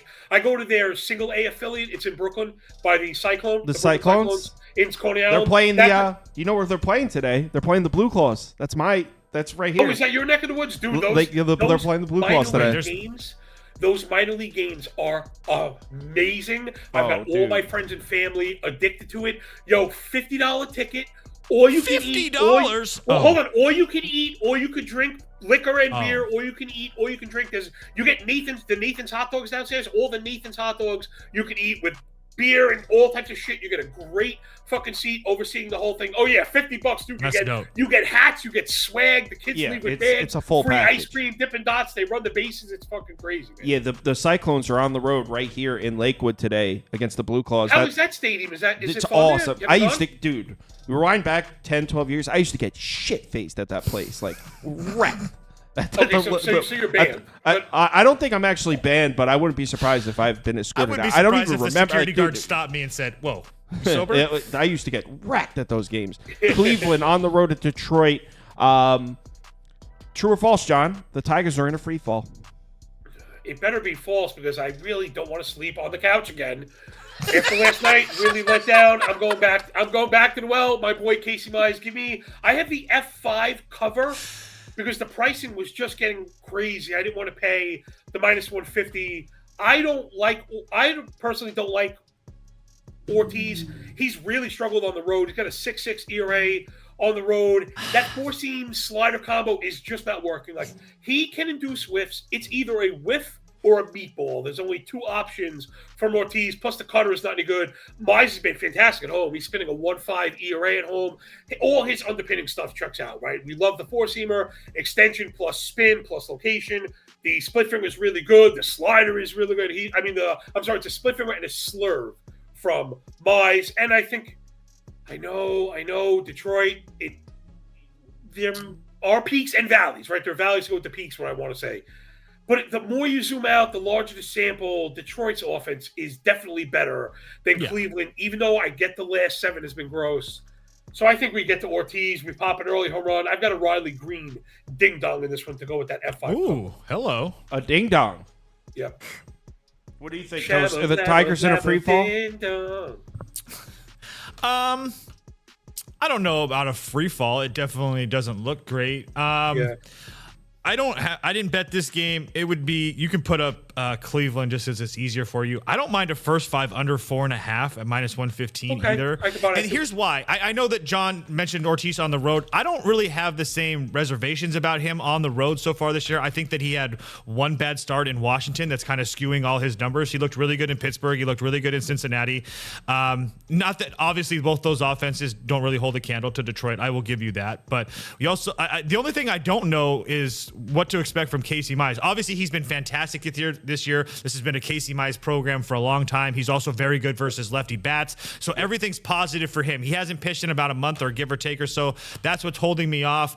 And then on top, but I really wanted to bet on Cleveland. I really did. I don't think that this price should be like this for Casey Mize, but I think we're getting the Tigers price like they've been playing a while, not like they've been playing like the last week or so. But on top of that, I can't bet Cleveland because Clase and Gaddis, both 2 of the last 3 days as well. Yep. Detroit has a full rest. It's Cleveland, bro. They don't give a shit. They'll throw them out there. I know. I'm just saying that I don't want them out there off of 2 or 3 days. So again, I want to bet Cleveland. I'm not. It would be first 5 under 4 or 4.5 if I had to make a play in the game. I agree. It would be under a pass for me as well. Cleveland bats trending in the wrong direction here. I mean, I'm sorry. Not Cleveland bats, terrible. They're not trending in any direction. They're just bad. The Detroit bats are trending in the wrong direction is what I was saying. You're expecting Lane Thomas back today? I didn't realize that. Oh, I actually didn't either. But if you look at the righty starters that have pitched against the Tigers recently, I mean, they couldn't touch Slade Ciccone. They didn't touch Tanner Bybee at all. Yes, they hit on Andre Palante, but he still made it 6 innings. Fetty, they only had 5 hits off him. They scored 4 runs, but they only had 5 base runners. So that's not as explosive as you think. Before that, Sonny Gray, 6 shutout. So if you actually take a step back and look at recent righty starters to pitch against the Tigers, they're not having problems getting outs against this team. So I think Luis Ortiz is actually going to pitch a good game. He's been so bad against lefties. I thought the Tigers are going to definitely front load. Right, they're going to front load Kerry and McKinstry and Green. Even you may see Sweeney in the top 5 or 6. All right, we'll see. I mean, that's the point of failure. The point of failure is that the Tigers' offense goes away. Someone said DraftKings took Casey Mize down as the starter. Is that true? Oh, fuck all. I mean, they did. I'm looking at that right now. If they did, then I would just pivot to. I don't see anything on Twitter though. Oh, okay.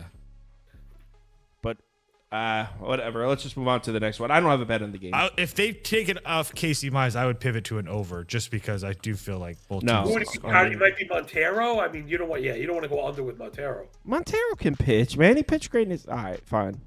Don't do this. Don't do it. Don't start. Phillies. Yo, no, John, you don't start. Man, that was tough. You zippy. I faded the Phillies in back-to-back days, and honestly felt like I deserved to win both of them. It sucks. I did it again. Yeah, Christopher Sanchez should be fine here. I really don't know. Obviously, the Phillies bullpen is in a situation makes it really hard. It is. Yeah, makes it really hard to. Makes it really hard. I'm sorry, I had an ad playing in my ear. So this is the story of this one. I can't bet the Phillies with this, guys. I bet the A's, guys, so you can bet the Phillies and be okay with it. Romano, not unavailable. Strahm, unavailable. Kerkering might be available, but he's gone back-to-back days. Only 5 pitches total, but that means he stretched, warmed up, got ready to pitch. So Phillies bullpen is in a situation. Tanner Banks, 2 of the last 3. Remember, this is a bullpen that doesn't have Alvarado because he got caught cheating. So you're betting the A's, Toes? Yeah. I mean, also, not that I'm trying to stick up for Alvarado. He took Ozempic. It's not like he was taking steroids. I just want to throw that out there. I don't know. I'd like to see. Is that what it was? I'd like to see a blood test. I don't trust those Philadelphia folks. That's what it was. Well, fair enough. And his testosterone levels spiked. I don't know what Ozempic does, but whatever. It is what it is. Jeffrey Springs has been fantastic so far this year. I guess I don't understand this price. He had a couple blow-up starts, but besides that, he's going 5 or 6 innings of 1 or 2 run baseball. It's not like the Phillies offense over the last couple of days has been anything impressive. I mean, as a matter of fact, if you take out the 9 and 7 runs in the random games against Colorado, they've scored 4, 2, 1, 5, 8, 7, 2. I mean, it's blow-up games or not, but I just have a hard time that they're going to get to Jeffrey Springs, who, like I said, has been fantastic this year. And Christopher Sanchez on the road, definitely not the same pitcher as in the bank. I know that he had a really good start against St. Louis, but he only was only 2 innings versus the Mets, so really hard to get there. But I mean, Tampa Bay, Colorado, I mean, none of those teams are very good. I will give you that Oakland is in an absolute free fall as well. But at least prior to last night, who they were facing Zach Wheeler, who hasn't given up a run in a month. I mean, they had scored 5 runs a game the previous 3 games. So I do think that there's a little bit of, I don't know, there's something left in the, I don't know. I just feel like if I let Oakland go today and didn't play them because of the bullpen situation and they won, it would hurt more than if I didn't bet it. So I did make a small bet on Oakland plus like 145. Because honestly, it's because the Rockies won yesterday. And it's part of me is like, you know what? These are the spots you play. You're fucking losing. You can't do anything right. And then you don't play it. And of course, the plucking plus 240 wins. To be honest, like obviously Oakland is the bet here, but I just lost with Oakland. I just got beat with a couple of these dogs recently. I'm not going to let recency bias. I mean, we're talking about a bad Phillies bullpen missing its top arms. Who's pitching? Christopher Sanchez better go 8. Yeah. And by the way, Oakland against lefties, they've been hitting them. Yeah, they're actually a top 10 lineup against lefties in the last 30 days. 11th at WRC+. You look at the lefty starters Oakland has seen. I mean, sorry, not Oakland.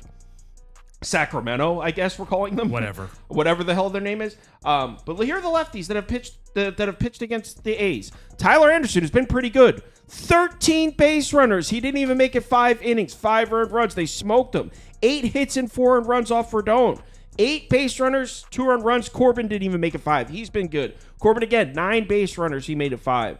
So, I mean, the A's have hit lefties. Christopher Sanchez, not the same on the road. Who's pitching the second half of the game for Phillies? Joe Ross? Ross minus 173? I hope so.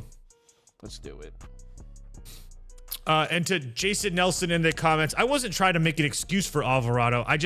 It bothers me being a baseball guy and people are like, the steroids. That that cheater. Again, he's still a fat boy. I'm just saying that it wasn't, he's taking steroids to get better. It was. What do you think, John? I had to leave this one alone because the model is drunk on Philly juice right now. I had full game run line, but your case for the bullpen is too persuasive. Romano back-to-back, Strahm back-to-back. Again, Kirkman back-to-back, I think he might go with only 5 pitches. Me too. But whatever. I would cut it to first 5 run line. Listen, I'm not all the stuff that you framed is correct. Where I think it's different is the ballpark, I think, plays a huge role in all the elevation stuff. So again, Jeffrey Springs, one of probably the best case of what happens when you pitch in Sacramento. He's a 2.45 ERA on the road. He has a 6.3 ERA at home because of all the fly balls. And those guys that you mentioned that the A's have gotten to were fly ball pitchers. Rodon, fly ball pitcher. Those are the guys that are going to struggle against the A's, in particular in Sacramento by way of Las Vegas or whatever the fuck they are. So that's always been my beef with Springs. He only sits at 90. He doesn't really get a lot of swings and misses. And he's an extreme fly ball. He has a 48% fly ball rate on the season. So you see that kind of manifest in the stats versus righties. Righties this year, 47 fly ball, 7 home runs, 1.5 homer 9. So I think the Phillies he gives up a ding dong. And Sanchez, the opposite of that, is a total fucking lead baller. He's one of the few guys I would give the green light to throw the sinker as much as he does because he's so good at commanding it in the lower third, and then he'll drop the change even further down with the slider to get whiffs too. So I think Sanchez shoves at least through 5. So you may get your athletics, but I think the Phillies are ahead, 3-2, 3-1, 3-2 through 5. I don't hate that. Yeah, I can't argue that at all. And then, Phillies coughing up, dude, you got me. I'm totally willing to then bet the A's live, to be honest. All right, last game on the board. Marlins on the road in LA against the Angels. John, what do you think here? I was over this one yesterday, making the same stupid face I'm making right now, and I'm going back to the well because I think the public sees Miami, LA, and automatically thinks like, oh, these teams are suck and they never score. I don't know. The Angels are averaging like 11 runs a game. I was going to say these teams definitely suck, but they also definitely fucking score. Can I ask you a question, John, before you go? Yeah. Your thoughts on Cal Quantrill, what we've seen in the last 3 weeks? Go. Cal Quantrill barely belongs in the major leagues. Oh, my God, John. Okay. He has a 6.40 ERA, 1.5 whip. He has a 7.36 ERA on the road. His four-seamer is among one of the worst pitchers in the league. He has 0 secondaries. I guess the splitter, 1 every 3 games when it's working, is okay. I think Quantrill's fucking trash. I'm sorry. I think he's trash. Soriano is another guy. Oh, we clown on the Rockies. We also clown on the Angels for that. I'm just calling it the progressive approach. But like, yo, bro, like dig into your feelings, dude, and pitch however the way you feel, bro. Because like pitching is like a mental. Who are you imitating right now? Yeah, who is that? Is that me? I don't know. No, I hope not. No, I wouldn't like you if it were. It just pisses me off. Those are the people that I hate the most in this world. Again, Soriano is like a tale of 2 different pitchers. He's got awesome stuff. The curveball, that splitter, and the slider. Again, curveball to either-handed hitters, the splitter to lefties, the slider to righties. So when you have a pitch and you get whiffs on either side, and then one in particular for either-handed hitter, that's the foundation for an elite pitcher. Now, all you need is either a cutter, four-seamer, or sinker just to set that stuff up. He's throwing this sinker, which is absolutely trash. Yes, he throws it hard. Apparently, for the Angels, that's good enough. We've seen that. They don't care. He throws it 50% of the time, so that gives the opposition the ability to just spit on all the bendy stuff. Miami offense has been a roller coaster ride, but last 7 they've been pretty good. We've also seen them hit righties the last couple weeks. They're pulling the ball. They're elevating batted ball events, and when you pull elevated batted ball events, you're going to get good results. Soriano, that's where he's been weak, and I don't trust either one of these bullpens. So the 8.5 just fell really low. But I think the wind's blowing out also in LA. What do you think, Toast? Miami first 5 on the money line at plus 160. Woo! Give me that too. Soriano getting cracked? Sure. I really haven't been. I mean, he had that really good start at home against Detroit, but I mean, Toronto and Pittsburgh really wasn't impressive. I wanted to bring up Cal Quantrill. I get that the numbers don't really grade out that great, but let's just take a look at what Cal Quantrill has done going back. So he just got done facing the Rays, which we cashed on, or at least I did. 5 innings, 2 hits, 1 run. He goes on the road in Chicago, goes 4 1/3, 4 hits, 3 runs against one of the best teams in the National League. Comes home and goes home against the Dodgers, 5 innings, 1 run. That was the second start after they had just seen him on the road where he got beat up. But on the road in Seattle, on the road against the Dodgers, on the road at the Phillies, I mean, especially at the time on the 19th, the 25th, and the 30th of April, all those teams were like the best teams in baseball, especially on the road. So now you're getting, and I will give you that the Angels have been absolutely destroying teams lately, but again, yesterday was a little bit different and they ended up winning, but we went from them getting the A's being plus 130 dogs to minus 145 favorites, and now here we are looking at the screen, they're minus 180 favorites. I just feel like we gotten to a point where this has gotten too much. Maybe they score some runs and maybe they get some off the Miami bullpen, or maybe they get off of Cal. But regardless, I do feel like this price, especially in the first 5, I don't want to deal with the bullpen situation. But I feel like in the first 5, this price is absolutely ridiculous. So I did bet Miami's first 5 on the money line at plus 160. Hold on, Kyle. Righties are batting .392 of Cal Quantrill this year with a 1063 OPS. That's a 454 WOBA. And, the ball's in the air, 41 hard hit, more than 2 home or 9. I mean, right now, Zach Neto, I have Neto marked for a home run also.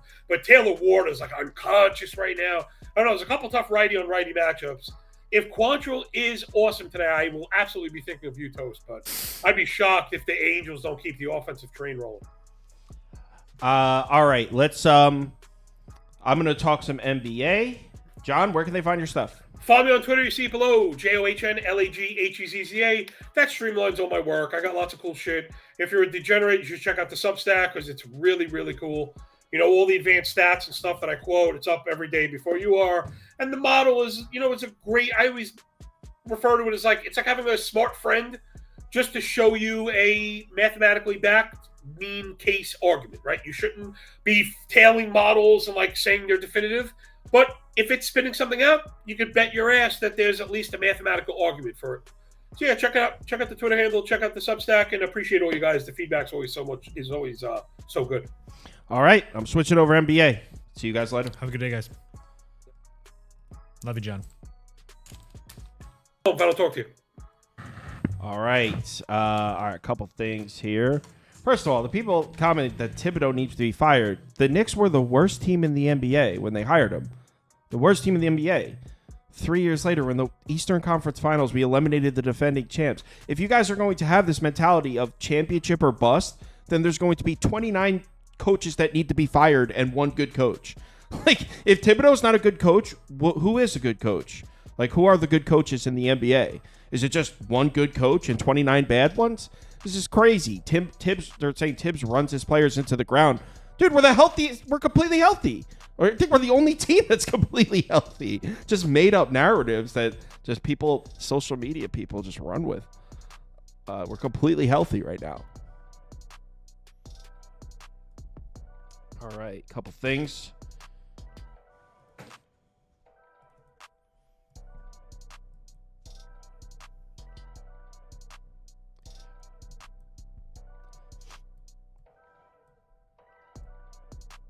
All right, betting league standings. 1 day remaining. So if you're winning your division after today, you're in the playoffs, in the championship tomorrow. Yo, what's up? Has a 1-unit lead over Benji in the White Dragon division. That's a 2-man race. In the Mike Jones division, Noop is in first, followed by Trey Young Bald. In the South Neosporin division, Renz is in first, followed by Buzzsaw and Chia. That's a 3-man race in the South Neosporin division. Southern Conference. Helms is in first. Helms pretty much clinched that one. 9.2 units. He's the overall chip leader. In the Pig division, I've crawled all the way back from a disastrous start. Moved into 4th place there. Carl Bellamy's in first, followed by Kyle Likes Cubs fans, and then G Money, and then me. In Children of the Corn, Ned's Got No Heads in first, followed by Wellesley and Empire. So, yeah, deadline's 4 p.m. for that. Underdog for today. I got Naz Reid higher than 11.5 points. SGA lower than 32.5 points. That's on Underdog Fantasy. Promo code is BET there. And if you're a new customer, you get a free pick here. Anthony Edwards higher than a half point. So this right here, you can make it a 3 pick instead of a 2 pick with Anthony Edwards higher than a half point. Got to use the promo code BET. B-E-T. That's Underdog Fantasy. All right.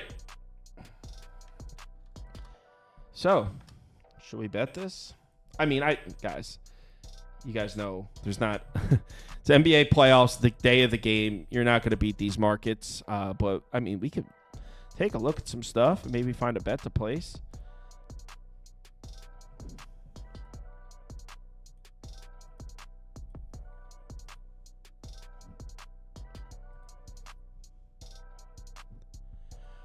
One sec.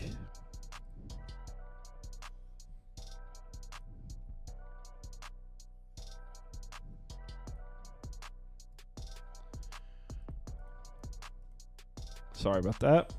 Had all baseball shit open. All right.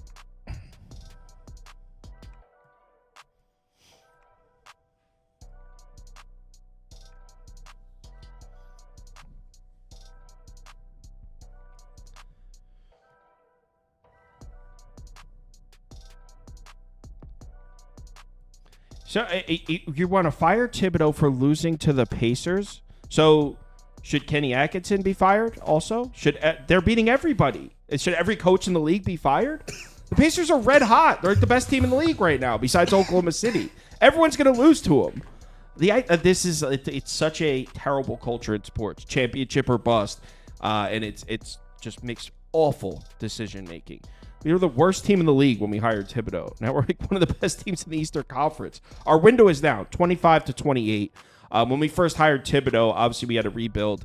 In 2022, you could scroll back and find me saying it on YouTube. I said our window was 2025 to 2028, and we needed to be in the conference finals by 2025.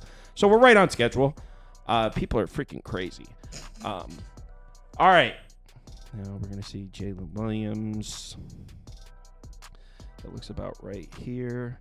This side, they pretty much run a straight 8-man like the Knicks do.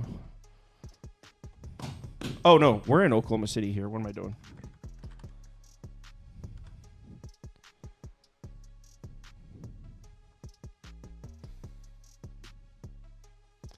What do you consider a winning coach? He goes, he's a great coach, just not a winning coach. They were the worst team in the league. The worst team in the league. And now they're in the Eastern Conference Finals 3 years later. Are you freaking crazy? Dude. Yo, people, get off social media with this ridiculous hot take shit. Doesn't make any sense. What am I? We're in Minnesota. I had that right. Jesus.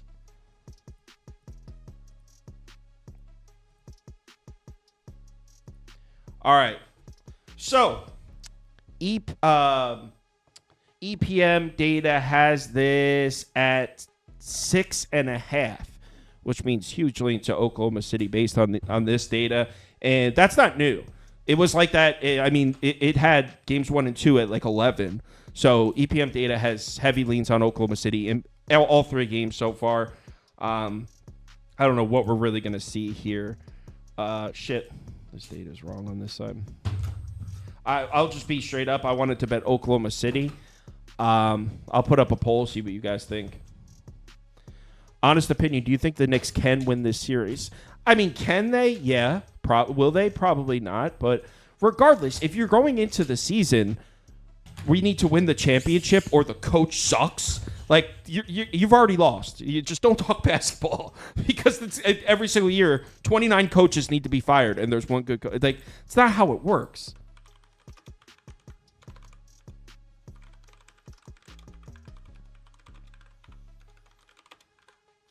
Like, when this is a realistic way to look at it. When your team hires a coach, set realistic goals. When the Knicks hired Thibodeau, we were the worst team in the NBA. And I said, obviously, our goal is to win a championship, right? Our window's 25 to 28 because we had a bad roster we needed to rebuild. We need to be in the conference finals by 25. We are here. We're right on schedule. So, I mean, it's social media that has people like, if they don't win a championship, blow everything up. I'm having a meltdown. But, I mean, 3 years ago, we were the worst team in basketball. You got to have realistic goals or you're going to be the Dallas Cowboys. Just spending all of your future assets to win now and always falling short. You got to build for the future. That's what the Knicks did, man. We got our window. We're in a rough spot right now, but we got 3 or 4 years of this to steal one. That's the idea. Yeah, Tibbs is a solid coach. Of course he is. I mean, they were the worst team in basketball. The worst team in the league. They were the Charlotte Hornets right now. They were the Charlotte Hornets. And they hired Thibodeau, and they imagine Charlotte Hornets in 3 years are in the Eastern Conference Finals. And someone saying the coach sucks. It's how ridiculous it is. I want to bet Oklahoma City. I don't really have a ton to say about this. I mean, maybe Minnesota comes out and gives you a strong half here at home. I'm sure the building will be rocking. But over the course of 48 minutes, I think Oklahoma City should be laying 4.5, 5 here. So I'll just put Thunder minus 2.5 up. I don't know. I don't know how to price out these games any better. This market's taken millions of dollars worth of action. The idea that you're going to beat this is laughable. I'll bet the Thunder. I'll put together a same game parlay or something. Yeah. So, all right, everybody, thanks for watching. If you're in the betting league, you have till 4 p.m. Eastern time to submit. Someone said, why is this line so suspicious? I mean, if you're going by that, it's been suspicious the whole series. They were only laying, 7 at home to Minnesota? My number said that should have been 11.5. So this market's been shaded towards Minnesota by about 4 points the entire time. So I don't think it's suspicious. That's pretty much where it's been, shaded towards Minnesota, 4 points. So, maybe Minnesota comes out and takes one. If they're going to take one game in this series, it would be this one. But, I mean, there's not much handicapping to do here. This market it's so saturated, has taken so much action. It's going to be efficient as hell. So, Oklahoma City, but I'll put together something.